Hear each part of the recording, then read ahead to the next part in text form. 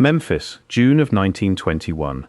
The summer had come early to the river bluffs, and the air over the cotton warehouses on Front Street already carried the weight of a Delta afternoon, close and still, and heavy with the smell of the river.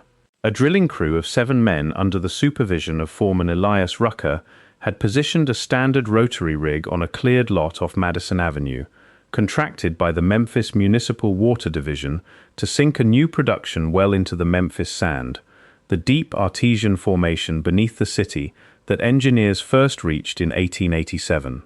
The crew had drilled these wells before. The sequence was known to every driller in Shelby County: fill and claiborne clay through the first 100 feet, then the fine grey Wilcox silts, and somewhere between 300 and 400 feet, the clean sand under artesian pressure, water that rose to meet the wellhead on its own without a pump. The 1912 USG's cross-section of the Shelby County subsurface showed the geology clearly, and that cross-section was what Rucker's crew worked from. By 10 in the morning of June the 14th, they had reached 192 feet. Every foot of core matched the survey's prediction: grey Wilcox silt, undisturbed and in sequence.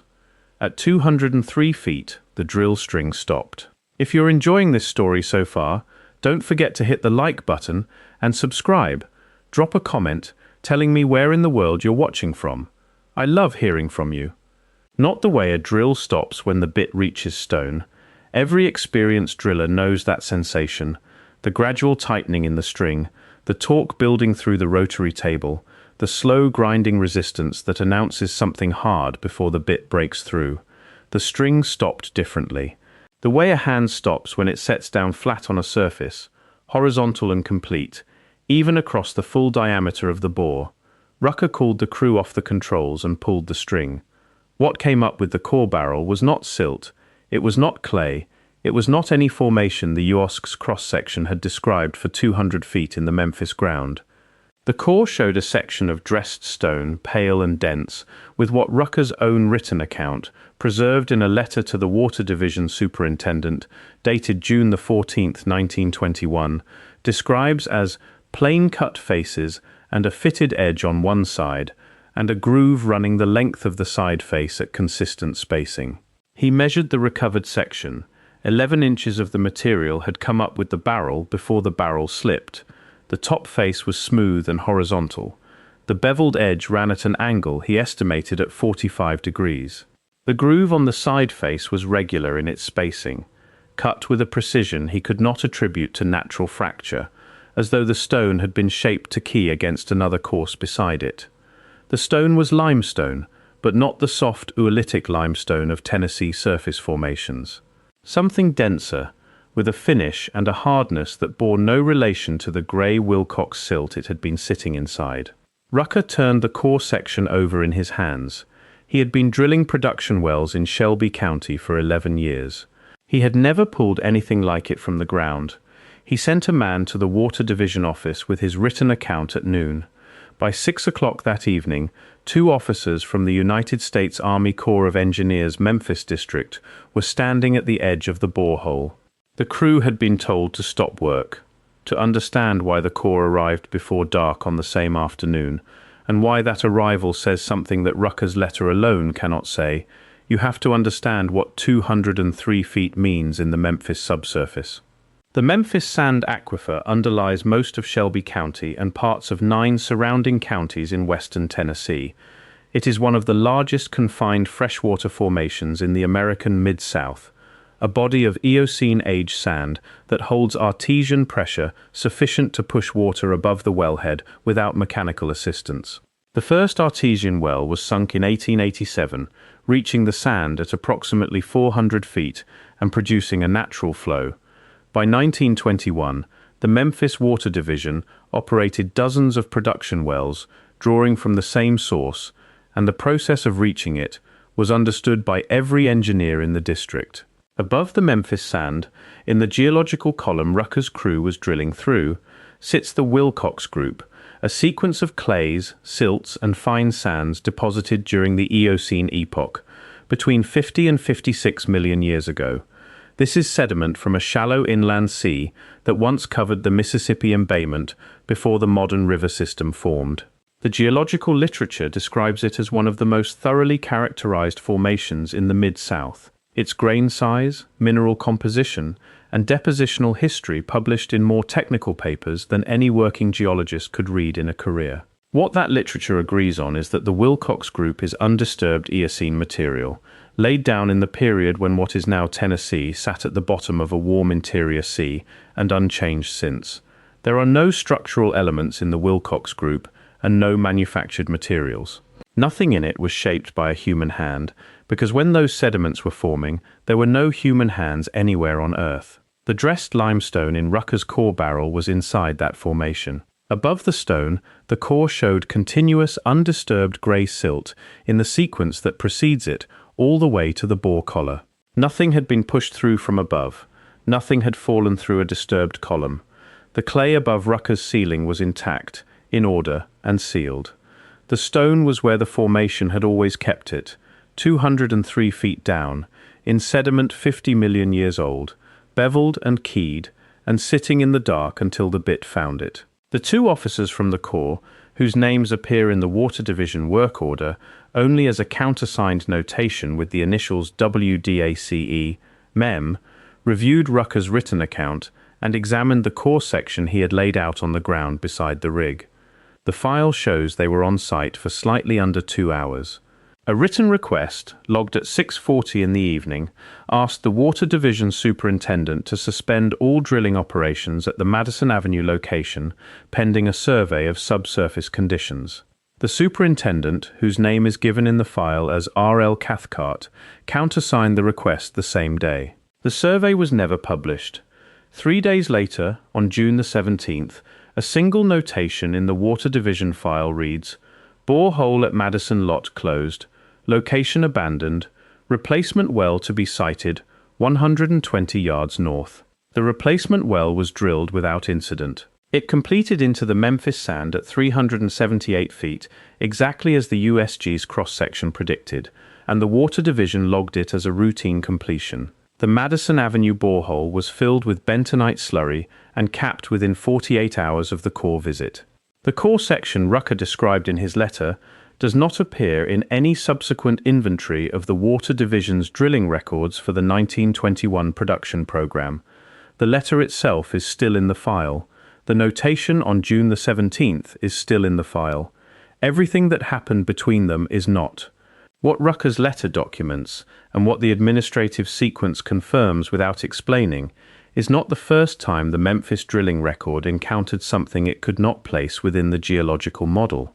The Memphis artesian well program generated hundreds of boring logs between the 1890s and the 1930s. Most are unremarkable, clay and silt descending to sand, with the predictable geometry of a formation that has not changed in 50 million years. But scattered through the record, at irregular sites across the city, are entries that do not fit the column. A 1906 boring at a warehouse lot on 2nd Street stopped at 160 feet when the drill bit deflected across what the driller's log describes as a hard horizontal surface, offering uniform resistance across the full face of the bit. The crew worked the drill for over an hour before the bit broke through and the string dropped 4 inches into what the log notation calls an open space, air-filled, at 160½ feet. The notation covers 2 lines. Then the log continues with the standard silt entry below it. The summary sheet prepared for the Water Division's district compilation shows continuous undisturbed sediment at that depth. The open space does not appear in the summary. A 1911 boring at a cotton compress site north of Beale Street encountered, at 143 feet, what the driller's notation describes as stone fragments, cut edge visible on 2 pieces, at a depth unexpected given a prior boring at the adjacent site. That adjacent boring, cross-referenced in the same file, showed nothing but grey clay at 143 feet. The Water Division annotation on the second boring is marked in red pencil. It reads, "In full, anomaly, do not include in district summary."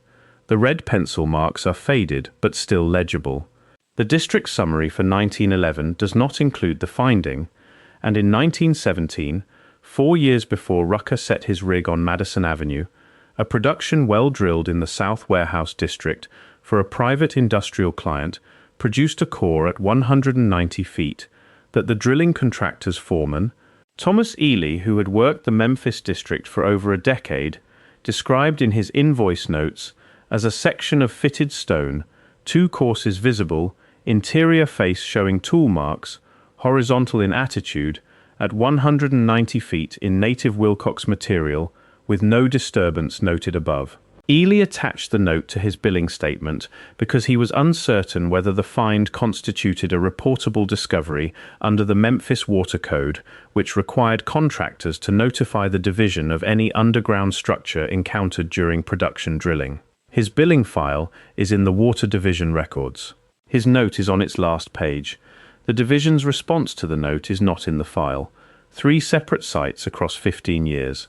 3 drillers who had every professional reason to log accurately, and none to invent what they pulled from the ground. In each case, the anomaly was noted, set to one side of the official summary, and never investigated. Rucker's discovery in 1921 was the 4th in 15 years at depths between 140 and 210 feet across the production well district of the city of Memphis. It was the only one that brought the Army Corps before nightfall. The difference was the detail Rucker found. Not just dressed stone, but a structural element in position. The bevel and the keyed groove in the core section are not characteristics of a fragment. They are joinery details. A beveled, keyed edge in dressed limestone means the stone was part of a fitted course, shaped to bear against adjacent stones and distribute load. Rucker had not found a displaced piece. He had found something still assembled inside undisturbed Eocene sediment at a depth where no assembly of any known civilization in the Americas has any business being. That was the detail that brought the core. If you're hooked on this story, make sure to subscribe and turn on notifications so you never miss an upload. Your support means everything and helps me bring you more emotional stories like this one.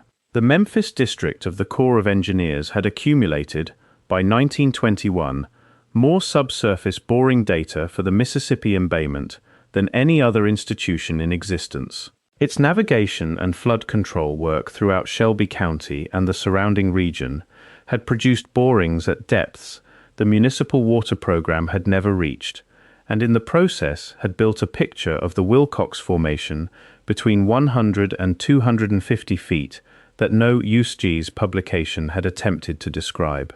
What is available in the navigation improvement files for the Wolf River and the Loosahatchee River channels that run through Shelby County is a pattern of boring terminations that raises a question the files do not answer. In the 1912 Wolf River Navigation Survey, the Corps sank 34 borings along a 10-mile channel reach. 30 of those borings were terminated at depths between 80 and 115 feet. 4 borings in a section of the channel reach that the survey map marks only as additional data required were sunk to 190 and 215 feet. Their positions are plotted on the survey map. Their logs are not in the navigation survey file. The survey is a complete document. The 30 borings that stopped at 110 feet are all in the file, logs intact. The 4 deep borings in the additional data section were drilled, and the data they produced went somewhere that is not the file available to the public. The survey map shows where they were drilled. It does not show what they found. Pull back from Shelby County, and the same type of entry appears along the embayment corridor.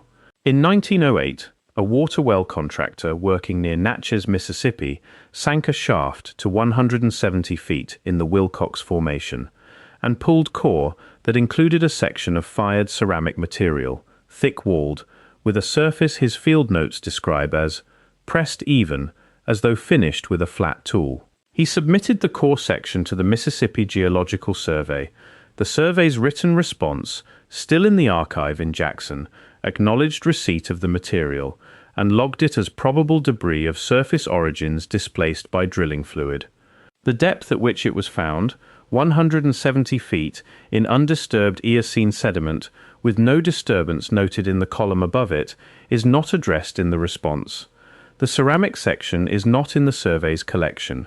In 1913, Corps of Engineers crews dredging the Wolf River Channel north of Memphis for navigation improvement recovered, from 60 feet below the riverbed, a section of stone that the project engineer's field report, dated September of that year, describes as cut and dressed on two faces, with a flat surface showing consistent parallel scoring. The Wolf River at that location runs through Quaternary alluvial material, river sediment laid down over the last 20,000 years. 60 feet below the riverbed in that location is Pleistocene material, from the period of glacial advance that preceded any documented human presence in the Mid-South by thousands of years. The project engineer flagged the material for further examination. The flag does not appear in the subsequent project reports. The stone is not mentioned in the final navigation improvement summary submitted to Memphis District Headquarters. 3 sites across a corridor spanning 400 miles of the embayment, at depths ranging from 60 feet below river grade to 210 feet below city grade in Eocene and Pleistocene material throughout the lower Mississippi Basin. Fitted stone, fired ceramic, dressed and scored faces, open voids in sealed sediment, and at each location, the same administrative pattern. A crew encounters material they cannot place within the geological model, notes it in their field record, and the institutional response is a single log entry and no investigation. The geological explanation for anomalous material in deep sediment is displacement. Drilling fluid can force objects downward through soft clay. Historical fill can mix materials from different periods and produce layers that appear older than they are. These explanations hold in specific circumstances, on waterfront sites where shoreline extension has introduced mixed fill, near old construction zones where the native column has been breached. They account for a great deal of what turns up in urban boring records. They do not account for a beveled, keyed limestone course inside intact Wilcox clay at 203 feet, with undisturbed sediment in continuous sequence all the way to the surface. Drilling fluid displacement produces scattered fragments, not in place structural elements with joinery details intact. Fill intrusion produces a disturbed column above the anomaly, a zone where the record shows mixing. Rucker's log shows no disturbance above the limestone. The clay came up layer by layer, grey and in sequence, until the bit touched something horizontal and the string went flat. The water division records from the 1921 production well program are preserved at the Memphis Public Library in a manila folder that was last accessed, according to the library's records request log, in 2007 by a researcher whose affiliation is not listed. The folder holds 63 pages, boring logs, billing statements, completion reports, contractor agreements, and Rucker's letter with the red ink stamp at the top of page 1, showing the superintendent's name and the date of receipt. The folder is not marked restricted. It sits in a filing cabinet in the archive the way every document sits in every archive, accessible and unread, its argument visible only to someone who has already decided to look. The Corps of Engineers Memphis District Archive is on Front Street, half a mile from the lot where Rucker set his rig on June 14, 1921. The Wolf River 1912 Navigation Survey is in the index. The survey map showing the 4 deep borings with no logs is in the file. The gap in the record is not concealed inside a restricted archive. It is sitting in a folder, in a drawer, in a building, waiting for a researcher who arrives knowing what they are looking for. The Madison Avenue lot where the borehole was capped does not exist as open ground. The block was built over in the 1930s and has been under continuous commercial use since. The bentonite slurry that filled the borehole has been in the Wilcox Formation for over 100 years, a column of grey mineral mud descending 203 feet from the surface to the top of whatever Rucker's bit rested on when the string went flat and the crew went quiet. Ground-penetrating radar adapted for deep urban survey can resolve features at 200 feet in fine-grained clay under favorable conditions, and the Wilcox clay is, by the standards of deep survey work, favorable ground, consistent in composition, largely free of the metallic interference that limits urban radar work in post-industrial soil. The same methods used to locate Roman and pre-Roman masonry in European city centers at comparable depths could be applied to the Madison Avenue block without disturbing the aquifer protection clay above. A scan would show the bentonite column as a linear anomaly in the radar return. Below the bentonite, if the survey reached to 203 feet, it would show either the horizontal surface of a dressed stone formation or it would not. The question has a physical answer that does not require drilling a new hole. The physical answer is under a building on Madison Avenue in Memphis, Tennessee. What will not happen is institutional authorization. The Memphis Sand Aquifer supplies drinking water to more than 1 million people in Shelby County. It is managed under state and federal law, and its overlying Wilcox clay has been designated as critical aquifer protection material. Any investigation involving that formation, even by non-destructive surface radar, would require review and approval from agencies that have spent a century treating the geological record above the Memphis sand as a closed question. The aquifer's protection is legitimate. Its practical effect is to make the record above the sand inaccessible to anyone without institutional support that has shown no inclination to provide it. The dressed limestone is still at 203 feet. The keyed groove Rucker described in his letter is still on its side face. The core came by nightfall, and the hole was sealed before the week was out, and the city has been building over itself and drawing water from the sand below ever since, producing nothing that asks what lies in the formation between the surface and the aquifer. Rucker's letter is 2 pages, handwritten, dated June 14, 1921. It describes the drill stopping at 203 feet, the core coming up with dressed stone, the beveled edge, and the groove and the weight of the piece in his hands. It is a factual account, written by a man whose professional livelihood depended on accurate notation. He had no reason to invent a ceiling. The core arrived before dark, the hole was capped, and the core was removed from inventory without a recorded destination. The replacement well 120 yards to the north completed without incident, and the water division logged it as routine and moved on. The block above the Madison Avenue borehole has been standing over the question ever since, the street unchanged, the sediment below it unchanged, and the stone inside the sediment sitting exactly where it was on the morning of June 14th, 1921, when a drill bit touched the top of it and the string went flat. Thank you so much for watching until the end. If you loved this story, check out the other videos on your screen now. I think you'll really enjoy them. And don't forget to subscribe if you haven't already. See you in the next story.